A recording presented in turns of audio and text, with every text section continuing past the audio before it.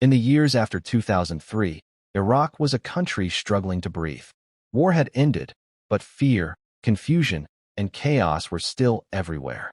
Streets were guarded, buildings damaged, and life was slowly trying to restart.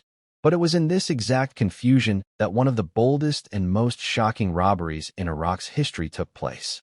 A robbery so daring, so clean, and so perfectly timed that even today people wonder, how did one simple man outsmart an entire system? This story doesn't start with a gangster or a mafia boss. It starts with a man nobody ever suspected. A quiet bank clerk named Hussein al-Shahrastani. Hussein worked at the Dar es Salaam Bank in Baghdad. Every morning, he wore the same ironed shirt, walked through the same entrance, smiled at the guards, and counted stacks of money like a normal employee. People saw him as a harmless, simple man. But inside his mind, he was building something very dangerous. For months, Hussein observed everything.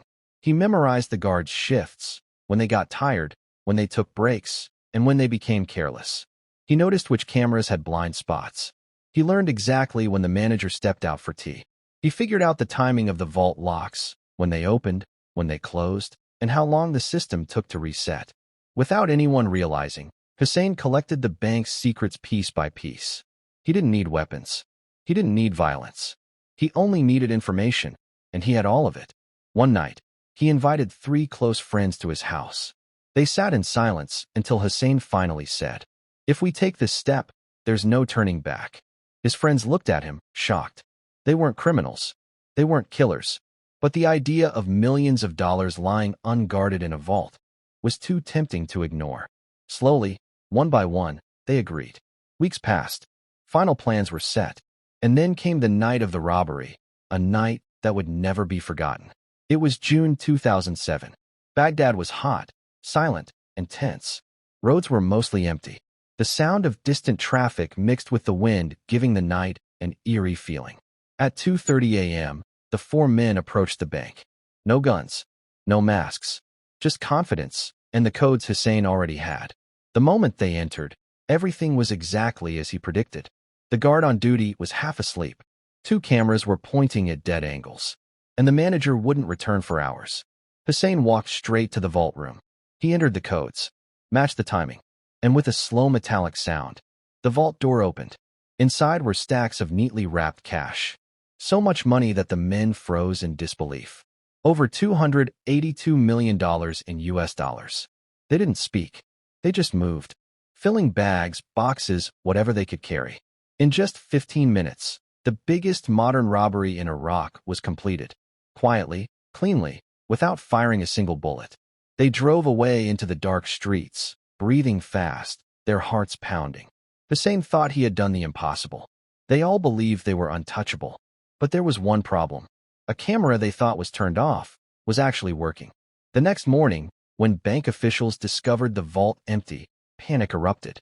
Police investigators arrived, checking every angle, every log, every camera feed. And there it was, grainy but clear. Footage showing 4 men entering and exiting the bank. They didn't have names yet, but they had enough to start the hunt. Meanwhile, the gang was celebrating. Money spread across the floor. Laughter, excitement, and the belief that life had changed forever. But they forgot one thing. Greed destroys partnerships. Within days, tension grew. Why does Hussein get more share? Why are we hiding? Let's leave the country. We need to split the money again. Arguments turned into threats. Threats turned into fear. And then betrayal. One night, a friend picked up a phone, dialed an anonymous number, and said the words that ended everything. The mastermind is the bank clerk, Hussein. Within hours, police stormed Hussein's home.